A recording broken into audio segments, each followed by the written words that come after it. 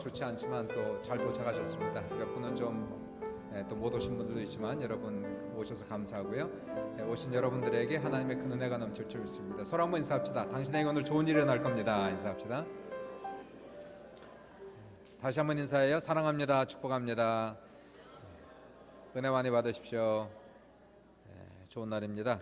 귀한 날에 오신 여러분 주의 이름으로 축복합니다. 데살로니가 전서 5장 16, 17, 18절 우리 석절만 같이 합독하겠습니다. 데살로니가 전서 5장 16, 17, 18절을 같이 합독합니다. 시작. 항상 기뻐하라, 쉬지 말고 기도하라, 범사에 감사하라. 이것이 그리스도 예수 안에서 너희를 향한 하나님의 뜻이니라. 다시 한번 읽을까요? 시작. 항상 기뻐하라, 쉬지 말고 기도하라, 범사에 감사하라. 이것이 그리스도 예수 안에서 너희를 향한 하나님의 뜻이니라. 사실 귀한 말씀이지만 본문 말씀은 생각하면 거의 불가능한 말씀이 아닌가 이런 생각이 들기도 하죠. 가끔 기뻐할 수는 있지만 어떻게 항상 기뻐할 수 있을까? 어떻게 쉬지 않고 기도할 수 있을까? 어떻게 모든 일에 감사할 수 있을까? 어려운 것 같은데 근데 끝부분을 보시니까 이것이 그리스도 예수 안에서 너희를 향한 하나님의 뜻이니라 이렇게 단호하게 말씀을 하셨어요. 그러므로 이 말씀은 항상 기뻐하고 쉬지 않고 기도하고 범사에 감사하는 것은 권면이 아니고 명령입니다. 하나님의 뜻입니다. 그러므로 신자들의 의무다 이렇게 얘기할 수가 있겠어요. 어렵지만 이 하나님의 명령은 다 우리 잘되라고 하는 말씀입니다. 하나님을 위해서 하는 말씀이 아니고 우리 위해서 우리 잘되라고 하는 그런 말씀이에요. 우리가 잘되면 하나님이 기뻐하시지 않겠습니까? 자녀가 잘돼야 아버지가 기뻐하는 거예요. 그래서 오늘 본문 말씀 어떻게 생각하면 어려울 것 같지만 분명히 가능한 말씀. 우리는 명령 하나님의 뜻 이 말씀을 받아서 어쨌든 주님의 자녀니까 최선을 다해 지키고자 하는 노력을 아끼지 말아야 될 겁니다. 이렇게 한번 살아야 되겠다 이러한 각오를 하고 한 주간 살아가면 좋겠습니다. 첫 번째 항상 기뻐하라. Rejoice always. Rejoice always. 항상 기뻐하라. 뭔 뜻일까요? 항상 웃고 살아라. 그런 뜻입니까? 슬퍼도 슬퍼하지 말고 울지도 말고 괴로워하지도 말라 이런 뜻입니까? 그런 것이 아니고 이 성경 한 절만 보면 그런 것 같지만 성경은 통합적으로 이해해야 됩니다. 전체를 다 보고 우리가 이해를 해야 되는 거예요. 우리 예수님은 물론 기쁨이 충만하셨지만 그분도 울 때가 있었어요. 겟세마네 동산에서는 고민되어 죽게 되었다라는 표현도 하십니다. 너무 스트레스가 쌓이고 힘들고 어려울 때가 있었다는 거예요. 사도 바울 오늘 본문에서 말씀하시죠. 항상 기뻐하라. 본인은 그렇게 얘기하지만 실상 다른 책들 읽어보시면 본인도 번민하고 괴로워하고 힘들어하고 그럴 때가 한두 번 있었던 것이 아닙니다. 그러니까 주님도 그랬고 바울도 그랬고요. 그러니까 여기서 항상 기뻐하라는 건 도대체 무슨 뜻이에요? 하루 24시간 그렇게 살라 이런 불가능한 것을 우리에게 명령하는 것이 아니고 항상 기뻐하라는 것은 늘 기뻐할 이유를 찾아서 주님 안에서 기뻐하라 이런 얘기를 가지고 있는 거예요. 이 삶이 힘들고 고난이 겹치고 슬플 때에도 그런 와중에서도 기뻐할 수 있는 이유를 찾으라는 거예요. 감사할 이유를 찾듯이 기뻐할 이유를 찾고 그 안에서도 기뻐함으로 고난과 슬픔을 이겨내라는 것을 얘기하고 있습니다. 삶이 밋밋할 수도 있습니다. 아무런 재미가 없어요. 맥이 다 빠졌어요. 의미가 없어요. 이러할 때에 기뻐할 수 있는 이유를 찾으라는 거예요. 그래서 인생의 활력소를 우리가 갖고 인생을 다시 회복하는 그런 삶을 살 것을 우리에게 명령을 하십니까? 한번 항상 기뻐하라고 그랬으니까 항상은 오늘 이 시간 이 자리에도 포함이 되고 있습니다. 오늘 이 시간 이 자리 내 상황 속에서 기뻐해야 되는데 여러분 기뻐할 이유를 한번 찾아보세요. 내가 지금 이 시간 이 자리에서 이 상황 속에서 정말 기뻐할 수 있는 이유가 무엇인가? 생각나는 게 뭡니까? 감사할 이유를 찾듯이 기뻐할 이유를 한번 찾아보라는 얘기예요. 정말 내가 기뻐할 수 있는 이유는 무엇인가? 무엇 때문에 기뻐할 수 있습니까? 무엇 때문에 기쁩니까? 예수 믿는 사람의 기쁨, 오늘 사도 바울이 얘기하는 기쁨은 세상 사람들의 기쁨과 분명히 같지 않지요. 세상 사람들은 세상 것으로 인해서만 기뻐하지 우리는 다른 기쁨이 있다는 거예요. 영적 기쁨이 분명히 있다는 것입니다. 직업이 의사였다가 나중에 기독교 작가가 된 크로닌 박사는 돈 잘 벌고 편안하게 살 수 있는 길이 있었음에도 불구하고 가난한 이웃들을 위해서 봉사해야 된다는 신앙 때문에 광산촌에서 병원을 개업하고 환자들을 돌보고 있었습니다. 그런데 그 오지에, 아무도 오지 않는 그곳에 병원 일을 돕는 한 예수 믿는 간호사가 있었대요. 이 간호사는 아무 불평도 없이 정말 작은 월급을 받아가면서도 얼굴에 불평이 없이 찬양하고 정성으로 환자를 돌봅니다. 하루 진료가 끝나도 제일 늦은 시간까지나마 환자를 돌보곤 합니다. 크로닌 박사가 보기에는 이 자매가 너무 아까운 거예요. 재능도 있고 좀 더 넓은 데 가서 성공할 수 있을 것 같아서, 이 광산촌에 썩는 것 같아서 사람들도 알아주지 않고 자매를 불러서 권고를 했어요. 내가 보기에 자매는 훨씬 더 많은 재능을 가지고 있고 가치가 높은데 여기에서 대우를 못 받고 있다는 사실 알고 있죠? 딴 데 좀 더 좋은 데로 가라고 그런 권면을 한 거예요. 근데 그 뜻밖의 간호사 자매가 크로닌 박사에게 이런 대답을 했는데, 이 대답이 크로닌 박사의 일생을 바꾸는 결정적인 말이 됐다고 본인이 고백해요. 그 자매가 대답한 것이, 박사님, 제가 가치 있는 존재라는 것을 하나님이 알고 계시다면 그것으로 족하지 않습니까? 더 이상 필요한 것이 뭡니까? 그분이 알고 계시고 그분이 함께 하신다면 저는 됩니다. 박사님, 전 단지 제가 살아있고 그분과 함께 있음이 감사할 따름입니다. 그렇게 얘기했다는 거예요. 사람이 알아주든 알아주지 않든 그것이 우리에게 가치를 부여하는 것이 아니고 주님이 나와 함께 하시기 때문에 그것 때문에 감사하고 그것 때문에 기뻐하다는 거예요. 그렇죠. 가장 기쁜 시간이 언제일까요? 뭐 좋은 차를 사고 좋은 집을 사고, 그것보다 더 좋은 것은 정말 사랑하는 사람과 함께 있으면 그 시간이 가장 즐거운 시간, 기쁜 시간, 행복한 시간이 아니겠습니까? 지금 주님이 나와 함께 계세요. 나를 사랑하세요. 나와 동행하면 만족하고 기쁜 것이 아닙니까? 은혜가 충만하면 느껴집니다. 자꾸 성령 충만하라고 얘기하는 것이 그게 사실인데, 주님이 내 안에 계신데, 나와 함께 하시는데, 나를 사랑하시는데, 나와 동행하시는데 가슴에 와닿지 않는 거예요. 느껴지질 않는 거예요. 그러니까 기쁨이 샘솟듯 솟아나야 되는데 그렇지 못한 겁니다. 근데 그러다가도 하나님께서 은혜 주시고 성령 충만을 주셔서 내 안에 은혜가 충만하고 성령이 충만하면 그것이 얼마나 기쁜지 몰라요. 얼마나 그것이 가슴에 와닿는지 몰라요. 성령이 충만하여 진리를 알게 되면 그 진리 안에서 우리가 기뻐할 수가 있게 되는 것입니다. 주님이 나와 함께 하신다. 주님 나를 사랑하신다. 나를 돌보아 주신다. 나와 동행하신다. 사랑하는 사람과 함께 있으니 아무것도 부러울 것이 없고 욕심도 없는 그러한 상태 속에 우리가 들어갈 수가 있는 겁니다. 그래서 사도 바울은 빌립보 4장 4절에 오늘 본문에서는 항상 기뻐하라 라고 얘기했지만 4장 4절에서는 컨디션을 얘기하고 있는 거예요. 주 안에서 항상 기뻐하라, 내가 다시 말하노니 기뻐하라 라고 얘기하고 있어요. 그러니까 주 안에서 항상 기뻐하는 겁니다. 주님 안에서 기뻐하는 거예요. 예수 믿는 사람은 주님 밖에서 기뻐하는 것이 아니고 오직 주님 안에서. 무슨 뜻이에요? 주님 때문에 기뻐하는 거예요. 주님과 함께 기뻐하는 것이에요. 주님이 하신 일들을 생각하면 기쁜 겁니다. 그분의 은혜로 내가 죄사함을 받았고 구원을 받았고 하나님의 자녀가 되었으니 얼마나 좋습니까? 생각하면 은혜입니다. 생각하면 기가 막힌 겁니다. 나 같은 사람을 주님이 그 은혜로 죄를 다 용서해 주시고 나를 구원하시고 하나님의 자녀라 칭하시고 내가 하나님 아버지를 아바 아버지라 부르고 생각하면 기쁜 거예요. 즐거운 거예요. 천국 약속이 있으니 얼마나 좋습니까? 더 좋은 곳이 있다는 것을 깨달을 때에, 느낄 때에 이것 때문에 기뻐한다는 것이에요. 주님의 은혜로 내가 죽으면 영원한 천국에 들어간다고 생각하니까 생각만 해도 좋다는 겁니다. 세상 것은 있다가도 없어지는 거지만 이런 것들은 영원히 없어지지 않는 것들이거든. 구원이 없어집니까? 가지고 있는 거예요. 주님이 지금 계신 거예요. 천국이 내 안에 있는 거예요. 지금 있는 것을 발견하고 그 안에서 기뻐하라는 것입니다. 그러므로 우리는 항상 기뻐할 수 있는 조건이 다 있어요. 이유가 다 있는 거예요. 단지 발견만 하면 되는 것입니다. 성령 충만하라, 은혜 충만하라, 기도 많이 하라고 하는 그 이유는 내가 가지고 있는 것을 알지 못하니까, 느끼지 못하니까 기쁨이 사그러지는 겁니다. 삶이 밋밋해지는 것이.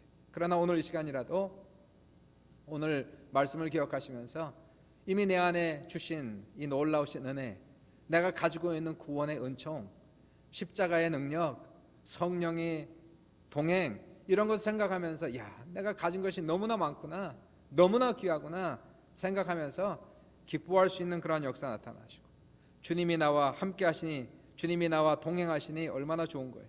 그분이 나를 사랑하시니, 나의 친구 되어주시니, 나를 인도하시니 얼마나 좋습니까? 세상 사람들은 이런 것을 모르는 거예요. 신자들은 반드시 이런 것을 체험하시기를 주님의 이름으로 축원합니다. 세상 것들은 있을 수도 있고 없을 수도 있습니다. 다 성공할 수 있는 것은 아니에요. 다 부자가 될 수 있는 것은 아닙니다. 그러나 신자들은 다 구원이 있는 거예요. 다 천국이 있는 거예요. 다 영생이 있는 거예요. 그러므로 모든 신자들은 다 항상 기뻐할 수가 있다는 사실이에요. 기쁨이 충만한 사랑하는 성도들 다 될 수 있기를 주의 이름으로 축복합니다. 두 번째, 쉬지 말고 기도하라 라고 말씀하세요. Pray without ceasing. Pray continually without ceasing. 사람은요, 쉬엄쉬엄 가야 됩니다. 일하고 피곤하면 좀 쉬었다 가야 돼요. 그리고 저녁에는 좀 수면을 좀 취해야 되겠고요. 학생들은 공부하다 머리를 식혀가면서 공부해야지 공부가 더 잘 되는 겁니다. 사람은 6일 일하고 하루는 쉬게끔 하나님께서 만드셨어요. 안식일을 정하시고 하루를 온전히 쉬어야 된다라고 말씀하셨어요. 쉬지 않고 일하면 사람 병들어요. 사람 죽게 돼 있는 겁니다. 그런데 쉬지 않고 일하는 것이 있습니다. 심장은 쉬지 않고 일하고 있어요. 잘 때도 멈추지 않고 계속 뛰고 있는 거예요. 잘 때도 호흡은 쉬지 않습니다. 아무리 피곤해도 심장이 멎으면 내가 너무 피곤하니까 좀 쉬겠다 그러면 그거는 심장마비가 걸리는 거예요. 아무리 피곤해도 호흡은 멈추는 것이 아닙니다. 심장은 살아있는 동안 계속 뛰는 것이고, 호흡은 살아있는 동안 우리가 계속 하는 것이에요. 기도도 이와 같이 쉬지 말라고 말씀하는 것입니다. 그래서 기도를 영적 호흡이라고 얘기하는 것이 바로 거기에 있는 것이에요.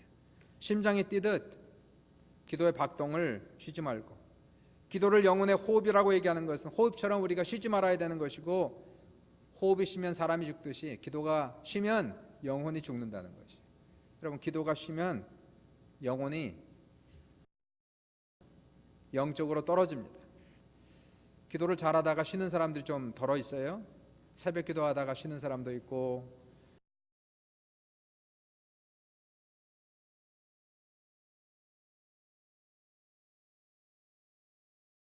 할 때는 기도도 열심히 했는데 쉬는 사람이 있어요. 그 기도줄 다시 잡아야 됩니다. 성경에서 쉬지 말고 기도하라 라고 얘기했습니다.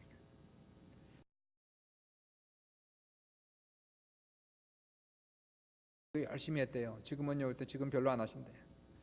이민 와서 기도가 게을리 되는 사람이 있어요. 결혼 전에는 열심히 기도했는데 결혼하고 나서 바쁘다가 보니까 기도가 쉬어요. 분주해서 기도를 쉬는 사람이 있습니다. 분주하다는 것은 할 일이 많다는 것인데, 그럴수록 기도를 더 많이 해야 일이 잘 풀릴 거 아닙니까? 일이 많을수록 기도를 더 많이 해야 일을 효과적으로 효율적으로 할 수가 있는데, 기도하지 않고 일하면 우리가 실수를 많이 한다는 것이. 어떤 분들은 시험에 들었어요. 기도하다가 기도 응답이 안 됐다고 기도를 쉬어요. 또는 자기의 마음대로 뜻대로 되지 않았다라고 기도를 쉽니다. 기도를 쉬면 안 되는 거예요. 기도는 계속 하시기를 끊임없이 하시길 주의 이름으로 축원합니다. 쉬지 말고 기도하라. 이것이 그리스도 예수 안에서 너희를 향한 하나님의 뜻이니라 라고 얘기하고 있는 것이.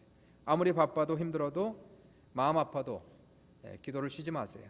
우리 자신을 위해서, 내가 살기 위해서는 기도를 반드시 하셔야 됩니다.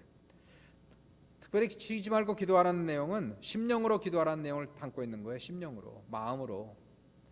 우리가 소리내어 기도하는 기도, 이거 하루 24시간 할 수 없습니다. 합심기도, 부르짖는 기도, 골방기도, 금식기도, 중보기도, 연합기도, 이러한 기도는 하루 24시간 할 수 있는 것이 아니에요. 하루에 30분, 1시간 하면 많이 하는 겁니다. 그러한 기도들은. 쉬지 않고 기도하는 기도는 이러한 의도적으로 시간을 내서 하는 그러한 기도를 얘기하는 것이 아니고, 사도 바울이 쉬지 말고 기도하라, 호흡처럼 기도하라, 이것은 뭘까요? 주님과 교통하는 기도를 얘기하고 있는 거예요. 주님과 교제하는 기도, 호흡하듯 심장이 뛰듯 주님과 오늘도 하루 24시간 교제하고 교통하는 것을 얘기하는 거예요. 내 영혼이 주님을 찾아가는 것입니다. 주님을 생각하고 내 마음에 주님으로 채우고 주님과 대화하고 주님 안에 거하고 하나님 생각하고 하나님 사귀면서 주님이 내 안에, 내가 주님 안에 있는 생활을 할 때에 기도하고 있다라고 얘기하고 있는 거예요.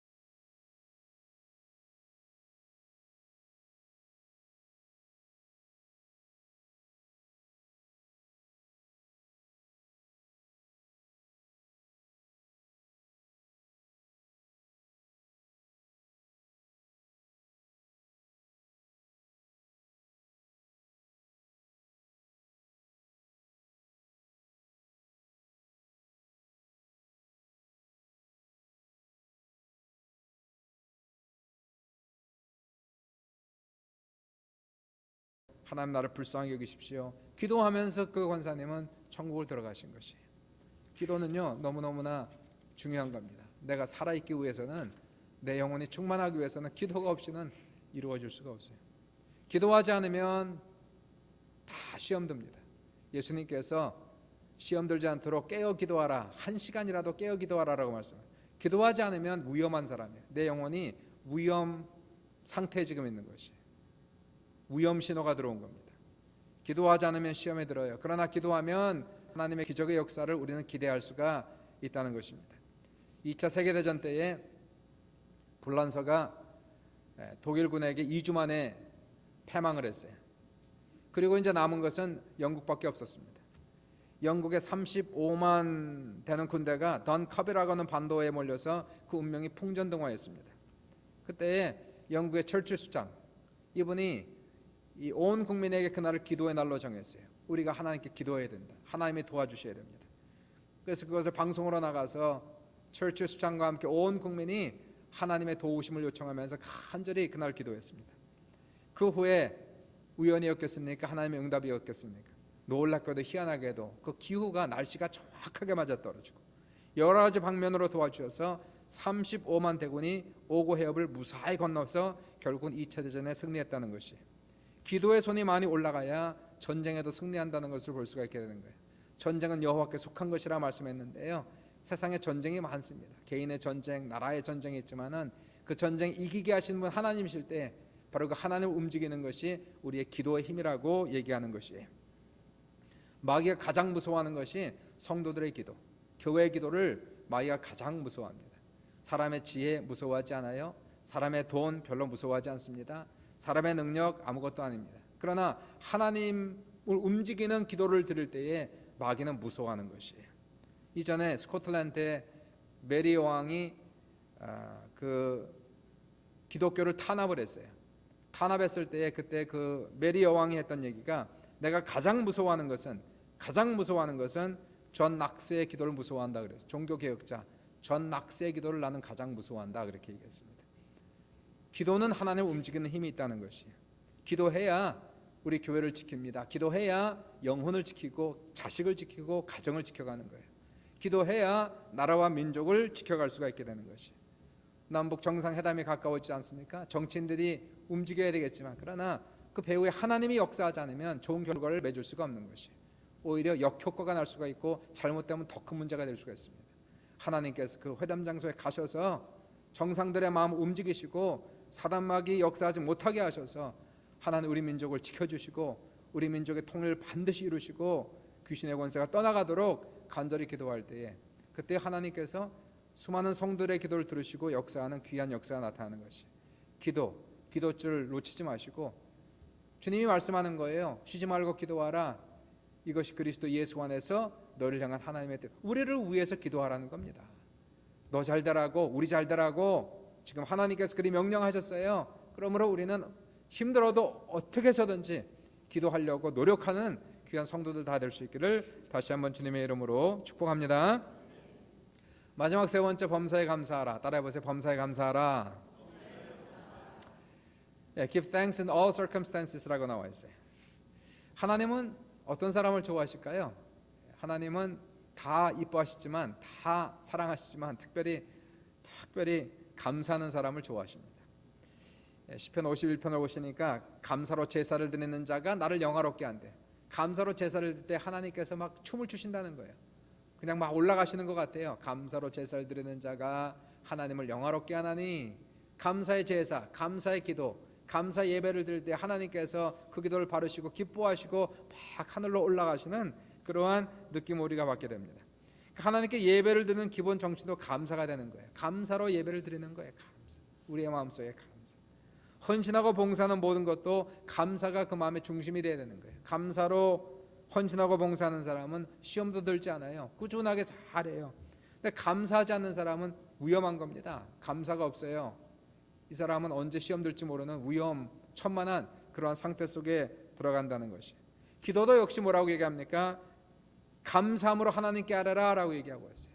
감사로 아무것도 염려하지 말고 오직 모든 일에 기도와 간구로 너희 구할 것을 감사함으로 하나님께 아뢰라. 그래야 모든 지각에 뛰어난 하나님의 평강이 그리스도 예수 안에서 너의 마음과 생각을 지키시리라. 감사할 이유가 너무 많잖아요. 지금 우리가 받은 게 지금 도대체 얼마나 많습니까? 다 받았잖아요. 세상 자연 만물을 다 받았잖아요. 엄청난 놀라우신 이 자연 만물을 우리에게 은혜로 주시고 선물로 주시고 우리에게 생명 주셔서 지금까지 살아있지 않습니까? 건강 주셔서 여기까지 왔지 않습니까? 예수를 선물로 주시고 구원을 선물로 주시고 천국을 선물로 주시고 영생을 선물로 주시고 성령을 선물로 주시고 찬송가에서 나와 있지만 만입이 내게 있어도 그 입 다 가지고 주님을 찬송해야죠.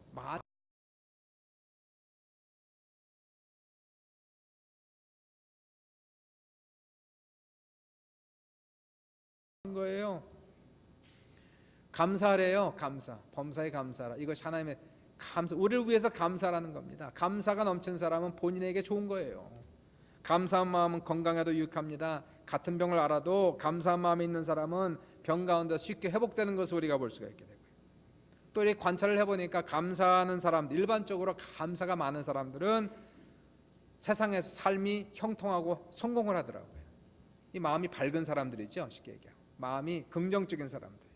그러니까 당연히 성공할 수밖에 없어요. 이러한 사람들은 무슨 일을 하든지 부지런히 하고 정직하게 하고 어려움이 있더라도 꾸준하게 하고, 이 감사하는 사람은 일반적으로 다른 사람과 협동도 잘하고 친구도 잘 사귀고 명랑합니다. 사람에게 인정을 받고 사람들이 좋아합니다. 그러니까 이러한 사람들의 길이 열리는 거예요. 인덕이 생기는 거예요. 인복이 있어야 되거든요. 그러니까 이런 감사하는 사람은 주변에 인복이 많아요. 주변에 돕는 사람들이 많아서 그들의 가는 길을 형통하게 하고 그들의 가는 길이 밝은 길이 되게 한다는 것이. 감사하는 사람들은 교회 봉사하고 사회 봉사하고 모든 봉사를 잘해요. 남이 알아주든 알아주지 않든 감사하는 사람은 그냥 감사하는 거예요. 누가 알아줘서 감사가 아니고 하나님 안에서 주 안에서 감사하는 겁니다. 감사하는 사람, 감사의 마음이 없는 사람은 별로 봉사하지 않습니다. 어딜 가도 봉사하지 않아요. 뭐 알아주지도 않는데 내가 뭘 봉사를 해. 이제 이러한 말들을 많이 해요. 뭐 그 사람 뭐 이거 해봐야 무슨 소용이 있어. 이러한 얘기들을 많이 해요. 뭐 다 뭔가 자기의 유익이 있어야만 하는 이러한 사람들은 감사가 없는 거예요. 그러니까 봉사도 없습니다. 봉사를 해도 조금 하고 불평합니다. 그리고 오해를 잘하고 잘 삐지고 그리고 시험에 잘 드는 것이 감사가 없는 사람들이 그렇다는 것이. 그러므로 불평과 원망은 신앙의 천적인 것을 우리가 아셔야 돼요. 모든 불평, 모든 원망은 마귀적이고 세상적이고 육신적인 것을 우리가 기억하셔야 됩니다. 이스라엘 민족은 원망했어요. 구원받고 애굽에서 구원받고 홍해를 건너고 만나를 먹고 반석에서 나온 물을 마시고 신령한 놀라운 그러한 일들을 했지만 결국 이 사람들은 가나안 땅은 못 들어갑니다. 왜요? 원망하다가 결국은 200만 명 되는 모든 사람들이 광야에서 다 죽고 믿음으로 간 사람, 감사한 사람 두 사람 여호수아와 갈렙만 가나안 땅에 들어가는 성공하는 삶을 살아가는 것을 볼 수가 있게 됩니다. 그러므로 우리 자신을 위해서라도 결코 불평을 하지 마시고 불평과 원망을 우리 입술에서 제거하시기를 주의 이름으로 부탁합니다. 시편 38편에 얘기하세요. 여호와 앞에 잠잠하고 참고 기다려라. 잠잠하고 참고 기다려라. 분을 그치고 노를 버리며 불평하지 말라. 오히려 악을 만들 뿐이라 라고 얘기하고 있어요. 중세 한 수도사가요 제자들 가르치면서 인상적인 글을 남겼는데 제목은 감옥과 수도원의 차이라는 글입니다. 감옥과 수도원은 환경상으로 매우 비슷할 수 있다. 그렇다면 무엇이 감옥을 지옥으로 만들고 수도원을 천국으로 만드는가? 감옥에서는 불평으로 하루를 시작하고 수도원에서는 감사로 하루를 시작하기 때문이다. 이것이 감옥과 수도원의 차이다. 그러나 만일 수도원에 있는 우리가 감사를 잃어버리면 이 수도원이 지옥으로 변할 것이고 감옥에 있는 자들이 감사를 발견한다면 그 감옥이 오히려 천국으로 변할 수 있을 것이다. 이렇게 얘기했어요. 그게 뭐 감옥과 수도원의 차이만 있습니까? 천국과 지옥도 똑같습니다. 천국과 지옥의 차이는 물론 환경의 차이도 엄청 나겠지만 사람의 차이가 나는 거예요. 천국 가는 사람, 지옥 가는 사람의 차이가 납니다. 천국을 가면 거기는 불평 원망한 사람이 한 명도 없습니다. 감사만이 넘치는 곳이에요. 그곳은 다 감사가 있는 곳이에요. 감사. 지옥은 어떤 장소예요? 거기는 감사가 전혀 없는 곳입니다. 거기는 원망과 불평과 핑계만 있는 곳이 바로 지옥인 것을 우리가 볼 수가 있게 돼요. 그러므로 우리의 마음 상태가 천국입니까? 지옥입니까? 감사가 넘치는 사람은 천국이에요. 마음이 천국이에요. 불평과 원망이 넘치는 사람은 마음이 지옥이라는 것이에요. 그러므로 우리는 어떻게 해야 됩니까? 감사해야 되는 거예요.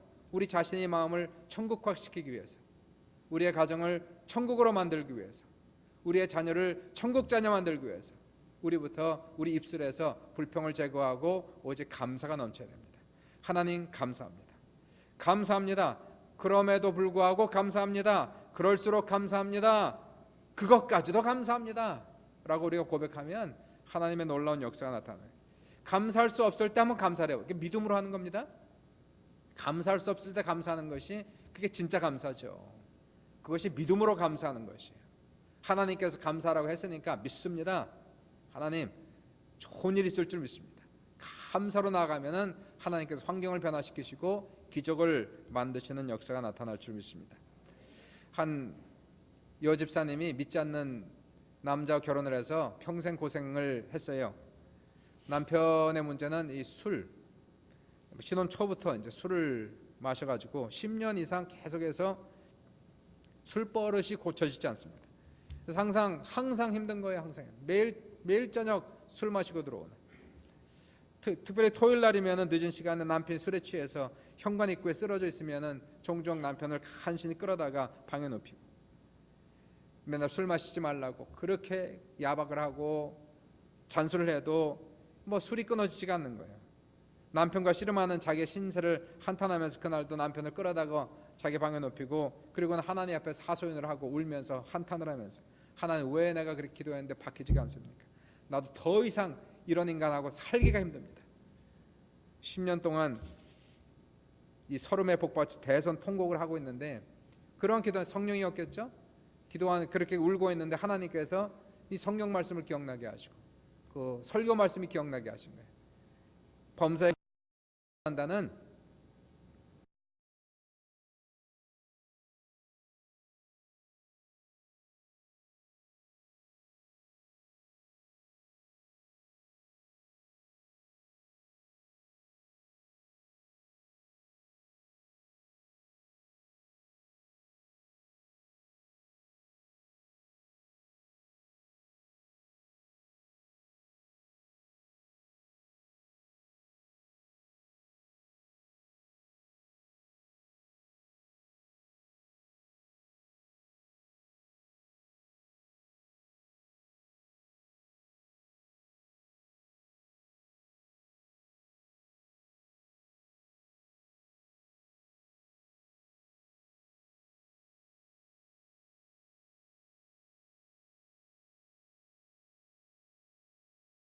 그래도 술 먹고 나서 그 다음 날에 꼭 결근하지 않고 직장 가니까 감사합니다.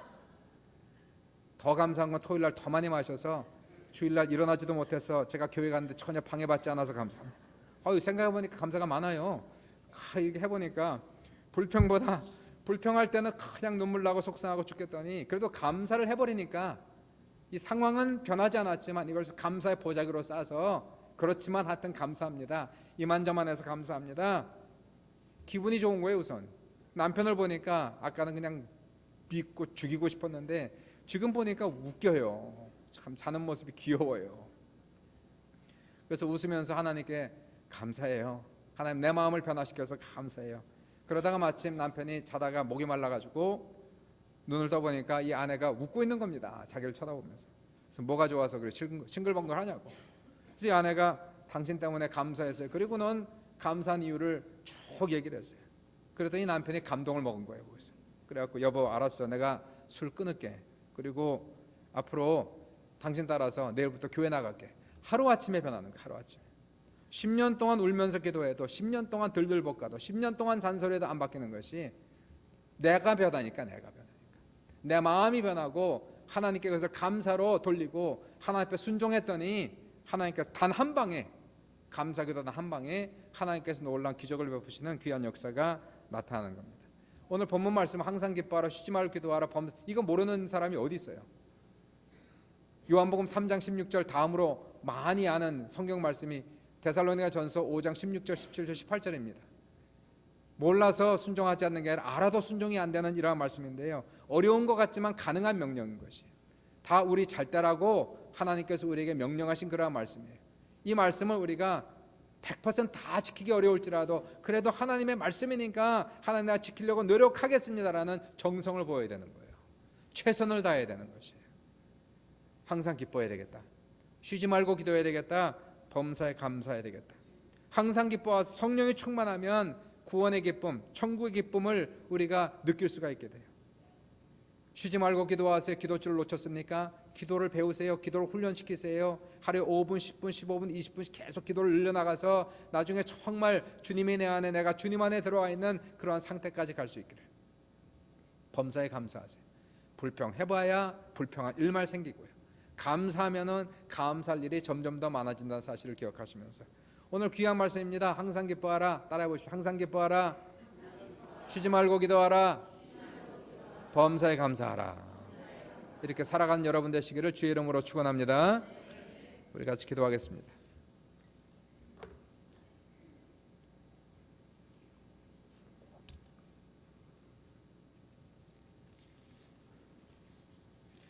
이제 말씀을 들었으니 이제 순종해야 됩니다. 우리가 이번 한 주간 지금부터